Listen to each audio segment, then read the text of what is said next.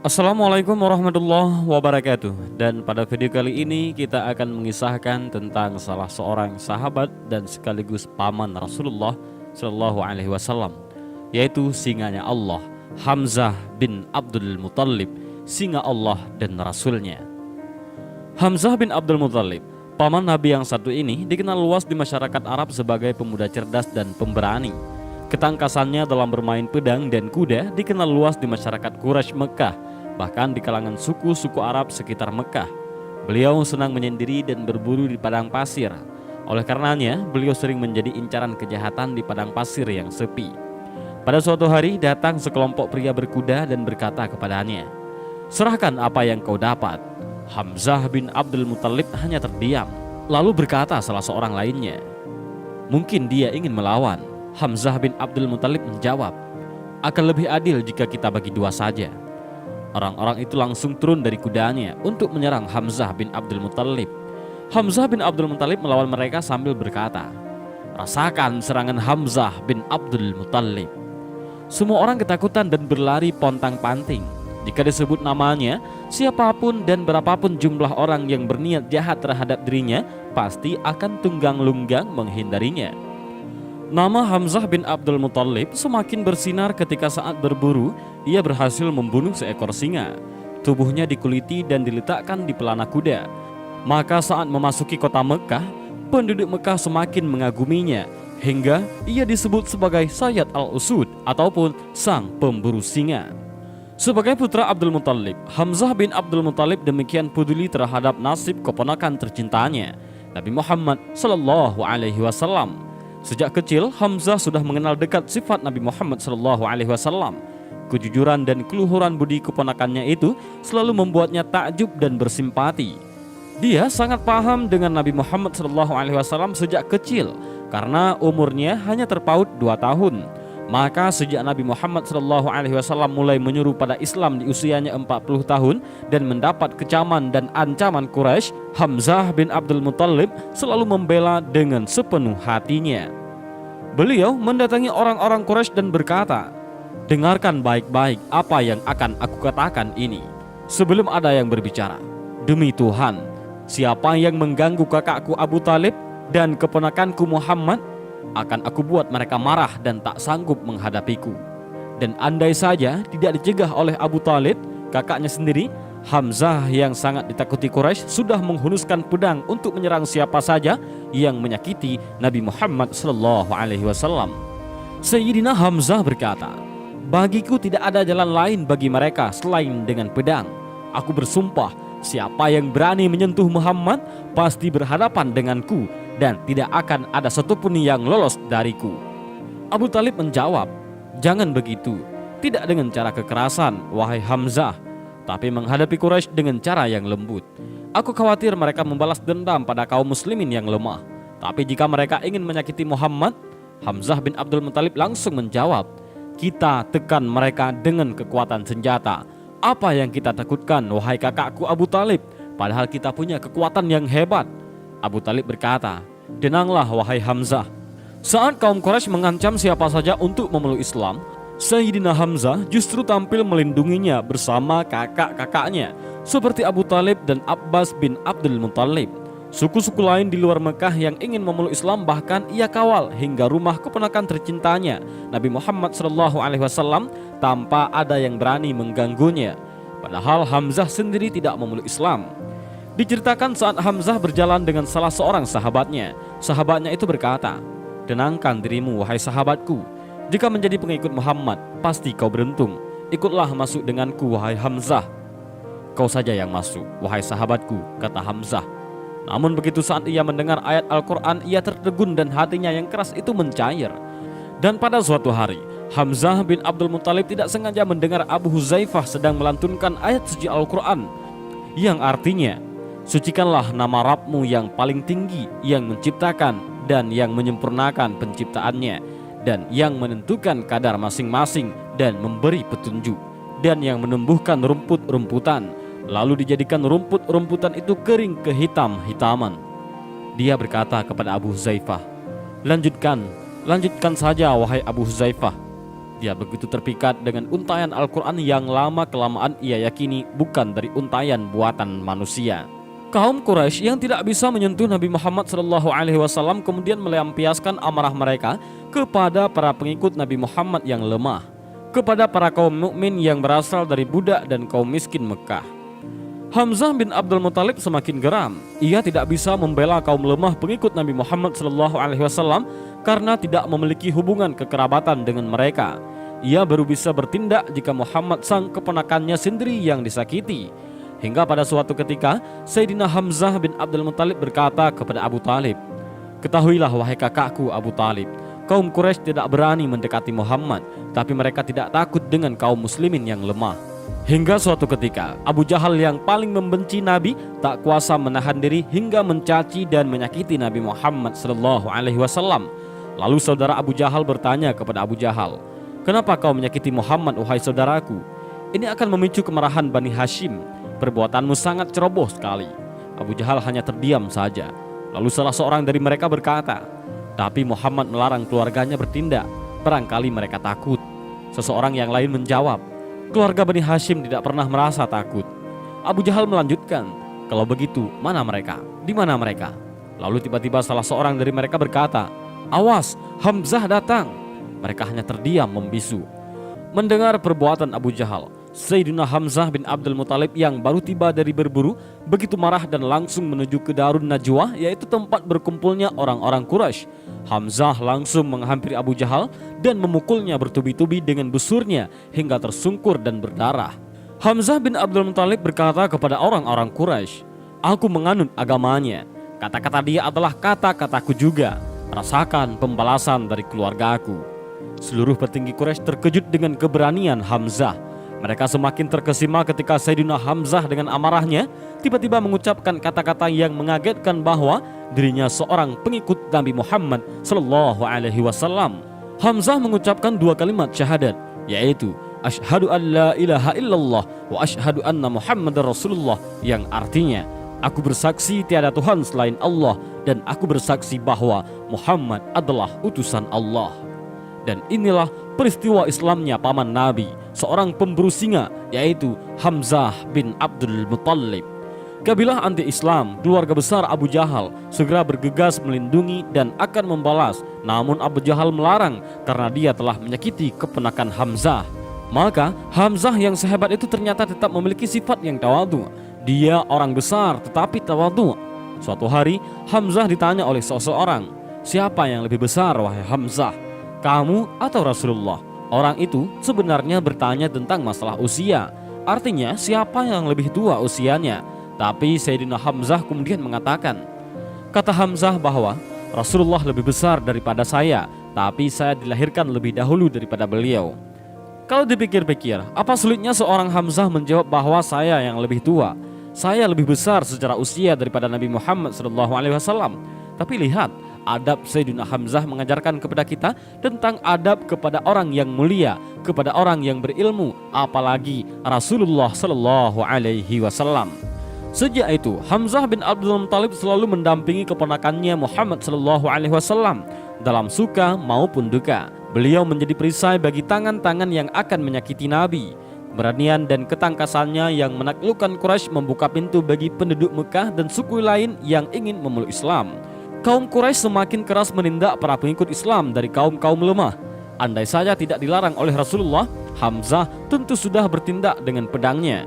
Hamzah yang tidak kuasa menahan diri dari tindakan bengis Quraisy sangat mematuhi petuah keponakannya. Rasulullah SAW yang selalu memintanya agar bersabar sekalipun harus menjalani hidup sengsara di lembah Abu Talib saat kaum Quraisy memboikot Nabi dan keluarga besar Bani Hashim selama 3 tahun lamanya. Saat itu Hamzah berkata, "Demi Allah, andai saja Rasulullah tidak memerintahkan kita untuk bersabar, maka akan aku datangi Quraisy yang memboikot kita dan aku robek kertas kesepakatan pemboikotan." Lalu sahabatnya berkata, "Kita harus mentaati perintah Rasulullah." Hamzah menjawab, "Aku memohon untuk memerangi kaum Quraisy." Lalu Rasulullah menjawab, "Bersabarlah, janji Allah itu benar." Saat Rasulullah SAW memerintahkan hijrah ke Madinah, Hamzah pun mentaatinya dengan sepenuh hati, sekalipun sebenarnya ia mampu menghadapi kaum Quraisy. Saat hendak hijrah, Hamzah berkata kepada kaum Quraisy, "Aku Hamzah bin Abdul Muthalib, aku akan hijrah ke Madinah. Siapa yang berani menghalangiku, hadapi aku sekarang." Di Madinah, Hamzah bersama kaum muslimin membangun kota Madinah sebagai basis dakwah Islam. Hamzah pun ditunjuk Rasulullah SAW memimpin ekspedisi pengintaian di jalur dagang Quraisy. Pada tahun kedua Hijriah, kaum muslimin bermaksud mencegat kafilah dagang Quraisy untuk mengambil hak mereka yang dirampas Quraisy. Hamzah menyeru kepada kaum muslimin, "Wahai kaum muslimin, kita telah meninggalkan Mekah dengan meninggalkan seluruh harta dan rumah kita. Ada kabar dari Mekah, Abu Sufyan memimpin kafilah dagang seluruh harta Quraisy." Kabar ini ketika sampai di Mekah menjadi kesempatan besar bagi Abu Jahal untuk mengobarkan api peperangan dengan umat Islam di Madinah. Saat itu turunlah wahyu Allah Subhanahu wa taala yang mengizinkan kaum muslimin berperang. Hamzah bin Abdul Muthalib ditunjuk oleh Nabi sebagai salah satu komandan perang di Lembah Badar. Maka terjadilah perang sengit pertama dalam Islam yang dikenal dengan Perang Badar. Sekitar 300 pasukan muslimin melawan hampir 1000 personil Quraisy. Perang yang diawali dengan perang tanding ini kemudian meletus dengan sengit. Hamzah berhasil membunuh tokoh Quraisy yang paling membenci Nabi, yaitu ayah Hindun, Utbah bin Rabi'ah, dan putranya serta adiknya. Hingga akhirnya kaum muslimin berhasil memenangkan Perang Badar secara gilang gemilang. Hamzah bin Abdul Muthalib menjadi pahlawan Perang Badar. Ia tidak lagi disebut sang pemburu singa, tapi kini ia dijuluki singa Allah dan Rasulnya karena kegigihannya membela agama Allah dan Rasulnya. Perang Badar menorehkan kesedihan bagi kaum Quraisy di Mekah. Nama Hamzah disebut-sebut sebagai biang dari kemalangan kaum Quraisy. Aroma dendam merebah di Mekah. Hindun, istri Abu Sufyan, bertekad membalas dendam atas kematian ayahnya, yaitu Utbah bin Rabi'ah, paman dan adiknya. Hindun berkata, "Aku akan membalas dendam padamu, wahai Muhammad. Aku akan membalas dendam padamu, wahai Hamzah." Dendam kaum Quraisy baru terlaksana setahun kemudian, tepatnya tahun 3 Hijriah. Kaum Quraisy pimpinan Abu Sufyan berhasil menghimpun sekitar 3000 pasukan. Mereka bergerak ke Uhud di Madinah. Rasulullah SAW dan Hamzah bin Abdul Muthalib menjadi sasaran utama kaum Quraisy dalam peperangan ini. Hindun yang ikut dalam peperangan menyuruh kepada kaum musyrikin, "Jika kalian maju menghadapi musuh, akan kami berikan pelukan dan kami gelar permadani. Jika kalian mundur, lebih baik kita berpisah untuk selamanya. Wahai kaumku, ayo perangi mereka." Perang berlangsung sengit. Hamzah diserang oleh banyak musuh, tapi dengan gegahnya ia berhasil menumpah satu persatu musuh-musuh Islam. Tidak ada yang bisa mengalahkannya. Sejarah mencatat tidak kurang dari 30 Quraisy mati di tangannya. Kemenangan sudah diambang pintu. Andai saja para pemanah muslimin yang ditempatkan di Bukit Uhud tidak meninggalkan tempat lantaran tergiur harta rampasan, tentu kaum muslimin memenangi perang ini. Dalam kondisi inilah, tanpa disadari Hamzah, ada seorang bernama Wahsy yang diam-diam telah mengincarnya dari kejauhan. Hamzah menjadi bidikan tombak Wahsy, hingga saat sang singa Allah itu lengah, tombak Wahsy melesat dan menancap di perut Hamzah bin Abdul Muthalib. Paman tercinta Nabi ini berusaha sekuat tenaga bangkit untuk menyerang Wahsy, tapi tombak Wahsy begitu dalam melukainya, sehingga hanya beberapa langkah saja Hamzah kemudian tumbang dan menghembuskan nafas terakhirnya. Kaum muslimin terdesak hingga berlindung di atas bukit Uhud. Rasulullah SAW sendiri terus diburu hingga terluka parah. Sekitar 70 orang kaum muslimin gugur sebagai syahid. Jasad Hamzah yang terbaring di antara jenazah kaum muslimin lainnya dihampiri Hindun. Dengan dendam menyela, dikoyaknya tubuh Hamzah untuk kemudian dikunyah jantungnya, namun dimuntahkan kembali. Andai saja Hindun menelan jantung Hamzah, mungkin ceritanya akan berbeda, karena sesuai sabda Nabi, orang yang menelan bagian tubuh Hamzah tidak akan tersentuh api neraka. Usai peperangan, Rasulullah SAW dan para sahabatnya bersama-sama memeriksa jasad dan tubuh para syuhada yang gugur. Langkah Rasulullah terhenti di depan jasad paman tercintanya, Hamzah bin Abdul Muthalib. Air matanya menetes di kedua belah pipinya. Tidak sedikit pun terlintas di benak beliau bahwa moral bangsa Arab sudah merosot sedemikian rupa hingga dengan teganya berbuat keji dan kejam terhadap jasad pamannya. Rasulullah SAW mendekati jasad Hamzah lalu berkata, "Tidak pernah aku menderita sebagaimana yang kurasakan saat ini. Dan tidak ada suasana apapun yang lebih menyakitkan diriku daripada suasana sekarang ini. Setelah itu, Rasulullah dan kaum muslimin mensalatkan jenazah pamannya dan para syuhada lainnya satu persatu. Pertama Hamzah disalatkan, lalu dibawa lagi jasad seorang syahid untuk disalatkan, sementara jasad Hamzah tetap dibiarkannya di situ. Lalu jenazah itu diangkat, sedangkan jenazah Hamzah tetap di tempat. Kemudian dibawa jenazah yang ketiga dan dibaringkannya di samping jenazah Hamzah. Lalu Rasulullah SAW dan para sahabat lainnya mensalatkan mayat itu. Demikianlah Rasulullah mensalatkan para syuhada Uhud satu persatu, hingga jika dihitung maka Rasulullah SAW dan para sahabat telah mensalatkan Hamzah sebanyak 70 kali. Begitu dalam cinta Rasulullah SAW pada sang paman. Kesedihan mendalam begitu dirasakan Rasulullah atas syahidnya sang paman. Cara kematian yang dialami sang paman terus melekat di hati Rasulullah SAW. Maka setelah pembebasan kota Mekah, 5 tahun kemudian Wahsy sang pembunuh Hamzah memeluk Islam di hadapan Rasul. Rasulullah SAW meminta diceritakan bagaimana ia membunuh Hamzah. Kepedihan hati Rasulullah SAW yang belum hilang semakin pedih ketika mendengar cerita Wahsy. Maka Rasulullah SAW meminta Wahsy pergi menjauhi dirinya. Rasulullah tidak ingin melihat Wahsy. Namun begitu keislaman Wahsy diterima, tapi sisi kemanusiaan Nabi SAW tidak ingin melihat wajah Wahsy yang telah memeluk Islam. Itu sebabnya Rasulullah SAW mengadukan dirinya kepada Allah. Ya Allah, inilah aku. Jangan kau hukum aku karena aku tidak bisa menerima ini. Tapi aku sudah memaafkan Wahsy. Wahsy masuk Islam, subhanallah. Hamzah bin Abdul Muthalib paman Rasulullah SAW tidak berumur panjang dalam membela Islam. Tapi ia mampu membuktikan dirinya sebagai orang besar dalam sejarah Islam. Dalam kiprahnya yang pendek, Hamzah mendapat gelar Asadullah wa Asadur Rasul, ataupun singa Allah dan singa Rasulullah. Bahkan mendapat gelar paling mulia, yaitu Syahidus Syuhada, pemimpin orang-orang yang syahid. Orang-orang yang mati syahid memiliki posisi yang sangat mulia. Maka sungguh luar biasa jika pemimpinnya Hamzah bin Abdul Muthalib. Jenazah Hamzah dimakamkan di Madinah dan hingga kini menjadi tujuan para peziarah haji dan umrah dari seluruh dunia. Dan ini merupakan pelajaran yang sangat mahal. Boleh saja orang berusia pendek, tapi bagaimana seseorang dengan berkah usianya yang tidak panjang itu bisa melampaui orang-orang yang usianya lebih panjang daripada dirinya. Yang perlu kita ingat adalah hidup bukan sekedar berapa panjang usia kita, tapi seberapa berkah usia itu hingga padat dengan kebaikan. Apalah arti usia yang panjang jika penuh lubang? Sekali waktu diisi dengan kebaikan, sekali waktu diisi dengan kemaksiatan. Kita tidak tahu berapa Allah memberikan usia kepada kita.